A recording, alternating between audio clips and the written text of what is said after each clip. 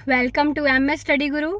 सो आज की इस वीडियो में मैं आपको ये बताने वाली हूँ कि यूजीसी नेट के एग्जाम के लिए प्रीवियस ईयर्स को कैसे सॉल्व करें।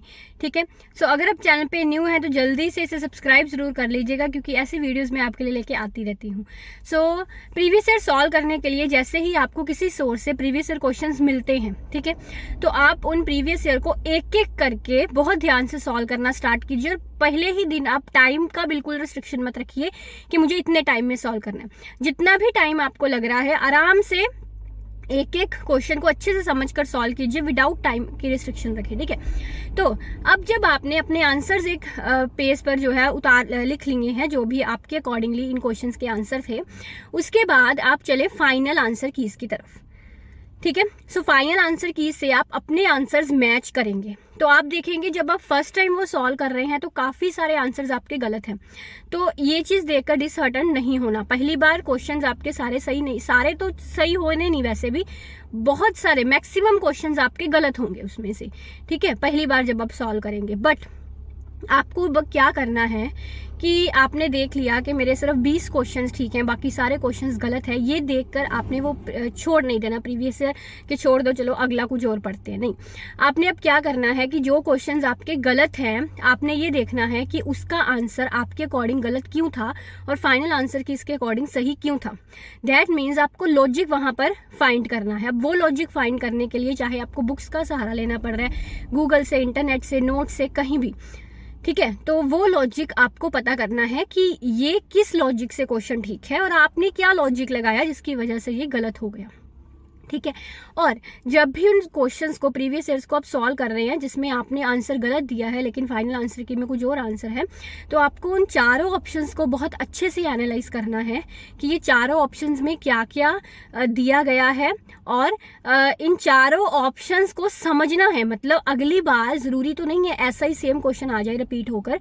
अब अगली बार उनको ऑप्शंस के से वो क्वेश्चन को मोल्ड करके आपको पूछ सकता है ना। जैसे उसने क्वेश्चन पूछ लिया आपको कि बताइए इनमें से कौन सा कंपटीशन है जिसमें ऑप्टिमम आउटपुट प्रोड्यूस होता है, तो आपने लिख दिया परफेक्ट कंपटीशन। अब बाकी ऑप्शंस में मोनोपोली भी था, मोनोपोलिस्टिक भी था, ओलिगोपोली भी था।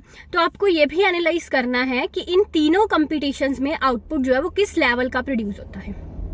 ठीक है, so, क्योंकि अगली बार इस बार परफेक्ट वाला पूछ लिया तो अगली बार वो मोनोपोली वाला भी पूछ सकते हैं। ठीक है, तो ये चीज आपको अपने माइंड में जरूर रखकर चलनी है। मतलब एकदम जैसे हम बोलते हैं जल्दी जल्दी एकदम काम खत्म करने वाली बात नहीं करनी। प्रीवियस ईयर में बहुत ध्यान से सोच समझकर उनके आंसर्स को आपको चेक करने के बाद भी एनालिसिस जरूर करना है।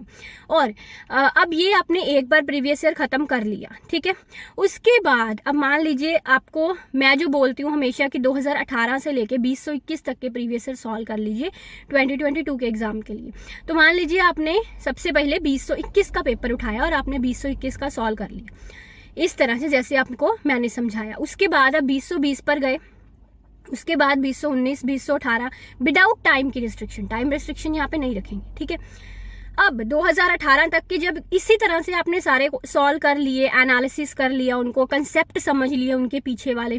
ठीक है, ये कंसेप्ट्स मेरे प्लस क्लासेस में लर्नर्स मुझसे पूछते रहते हैं जब भी उनको कोई डाउट होता है, तो हमेशा उनकी क्वेरी का जवाब देती हूँ। जब भी उनको कोई प्रीवियस ईयर में इस तरह की प्रॉब्लम आती है कि उनको समझ में नहीं आता कि इसका आंसर ये क्यों है ना, तो वो चीज़ आप अपने एजुकेटर से भी क्लियर कर सकते हैं, जैसे मेरे लर्नर्स मुझसे क्लियर करते हैं।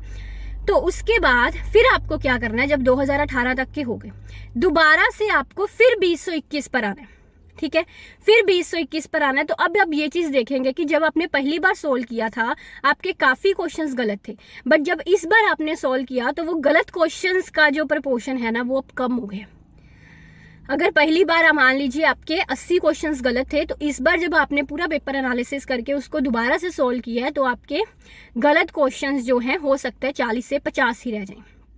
ठीक है, अब अगर इस बार भी आपको लग रहा है कि अभी भी काफी सारे गलत क्वेश्चंस हैं, तो फिर आप इसी सर्कल को रिपीट करेंगे। फिर 21 से 19, 20, 19, 18 से फिर आप 2021 पर आ जाइए। तो कम से कम 3 बार आप ऐसे सारे सॉल्व कर लेते हैं ना, तो हर एक प्रीवियस ईयर का कंसेप्ट समझ में आ जाएगा, प्रीवियस ईयर सारे एनालिसिस हो जाएंगे अच्छी तरह से। और जब आप सबसे एंड वाला अटेम्प्ट दे रहे हैं ना, तब अपना टाइम एनालिसिस कीजिए कि आपको इतने टाइम में ही उसको करना है। ठीक है, या जब आप दूसरी बार दे रहे हैं ना, दूसरी बार, तो उस टाइम पर आप दूसरी बार भी अपने टाइम को एनालिसिस कर सकते हैं कि इतने टाइम में आपको अब खत्म करना है। पहली बार में मत करिए, टाइम को एनालिसिस दूसरी टाइम में कर ले, दूसरी बार में कर लीजिए कि अब 100 क्वेश्चन हैं तो इन 100 क्वेश्चन को मुझे जो है वो 2 घंटे के अंदर अंदर खत्म करना है, इस तरह से। क्लियर? सो ये स्ट्रैटेजी प्रीवियस ईयर को सॉल्व करने की आपकी होनी चाहिए। सो यही आज की सेशन में, आज की वीडियो में मुझे आपको बताना था। अगर सेशन अच्छा लगा है तो लाइक एंड शेयर ज़रूर कीजिएगा। और अगर आप मेरे से पढ़ना चाहते हैं, यूजीसी नेट की तैयारी करना चाहते हैं, इकोनॉमिक्स में पढ़ाती हूँ आपको यूजीसी नेट में, तो उसके लिए आप अनअकैडमी की सब्सक्रिप्शन ले सकते हैं। मेरे फुल कोर्स के लिए कोड है मेरा सिमर10, जो आपको डिस्क्रिप्शन में भी मिलेगा। और हमारा टेलीग्राम चैनल भी फॉलो कर सकते हैं, यहाँ पे मेरी सारी फ्री या प्लस क्लासेस के लिंक्स आपको मिल जाते हैं। एंड यूजीसी नेट इकोनॉमिक्स की मेरी बुक का लिंक भी आपको अमेजोन में दिया गया है। So thank you very much for watching, take care, bye bye.